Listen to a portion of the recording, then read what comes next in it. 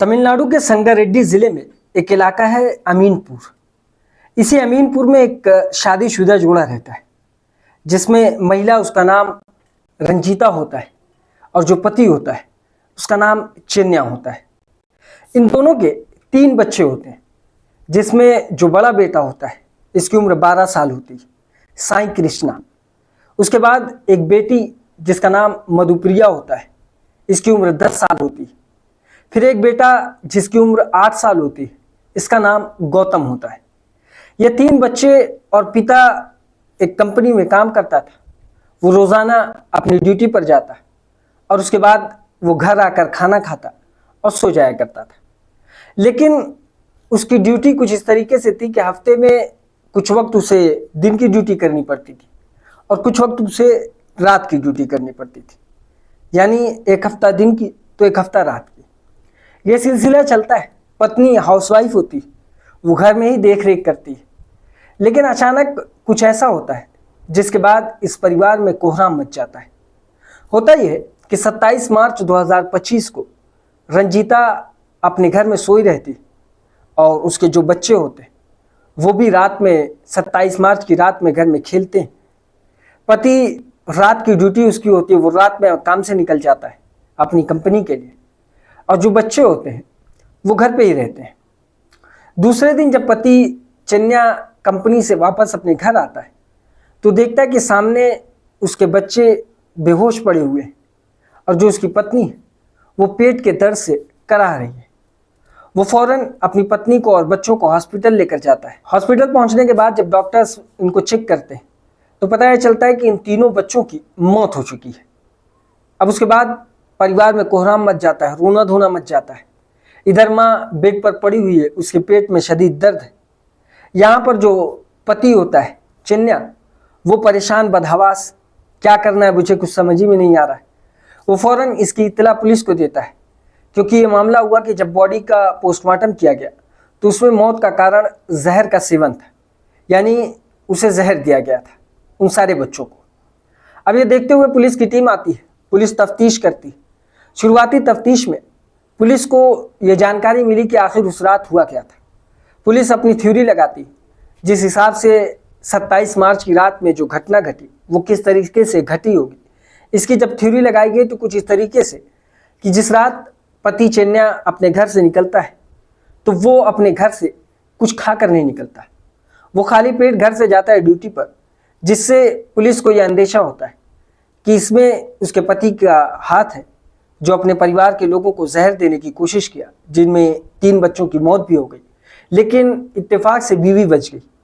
ये एक theory police के द्वारा बनाई गई। पुलिस इस वे में जब जांच को आगे बढ़ाती, पूछताछ करती, तो पूछताछ में चेन्या की बातों से और चेन्या ने जो तर्क दिए उससे पुलिस कन्विंस हो जाती है, जिससे उन्हें लगने लगता है कि चेन्या इस मामले में दोषी नहीं। अब इसके बाद पुलिस की टीम दूसरी दिशा में तफ्तीश शुरू करती है। जब दूसरी दिशा में तफ्तीश जाती है तो पुलिस को कुछ क्लू मिलते हैं, जिनके जरिए पुलिस को यह अंदाज़ा होता है कि असल में इस हत्या का मास्टरमाइंड है कौन और किस तरीके से इनकी हत्या की गई है। और वो हत्यारा पुलिस के सामने आता है, वो कोई और नहीं बल्कि चेन्या की पत्नी रजिता होती है। रजिता ने ही अपने 3 बच्चों को जहर देकर मार दिया था। वो अपने पति को भी मारना चाहती थी, लेकिन पति उस रात अपने काम पे जाने से पहले कुछ खा कर नहीं जाता है। वो भूखा पेट अपने काम के लिए निकल जाता है, जिस वजह से उसकी जान बच जाती है। इधर पुलिस की टीम रजिता को गिरफ्तार करती है, उससे पूछताछ करती है। पूछताछ में एक ऐसा खुलासा होता है जिसके बाद आसपास के सारे लोग दंग रह जाते हैं कि आखिर कोई पत्नी इस तरीके से भी कर सकती है, अपने सगे बच्चों को जान से मारकर एक अलग सी दुनिया बसाने की कोशिश कैसे कर सकती है। यह सवाल काफ़ी लोगों को परेशान कर रहा था, जिसका जवाब खुद रजिता ने दिया। असल में होता यह कि रजिता और चेन्या की शादी होती, शादी के बाद इनके 3 बच्चे होते हैं। तीनों बच्चे ठीक ठाक स्कूल में पढ़ाई करते हैं। इधर रजिता की मुलाकात उसके पुराने एक दोस्त के साथ हो जाती है। गेट टुगेदर में रजिता की मुलाकात उसके कॉलेज के टाइम के एक दोस्त से होती है।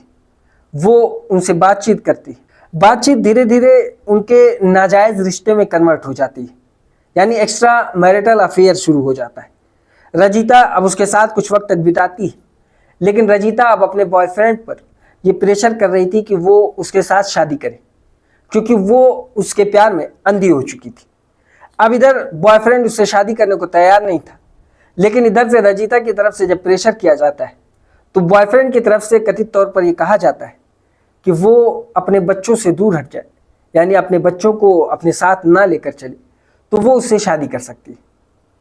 अब ये सुनते ही रजीता एक प्लान बनाती है, और वो प्लान ये था कि वो अपने बच्चों और अपने पति की हत्या करेगी। हत्या के लिए सबसे पहले उसने जहर खरीदा, और जहर खरीदने के बाद 27 मार्च की रात में वो घर में पड़ी दही में वो जहर मिला देती है, जिसके बाद सारे बच्चे दही खाते हैं। इधर पति भी दही खाने की कोशिश करता है, वो शाम के खाने पर बैठने की कोशिश करता है, लेकिन किसी बात पे तकरार हो जाती है, जिससे गुस्से में वो बगैर कुछ खाए घर से निकल जाता है काम के लिए।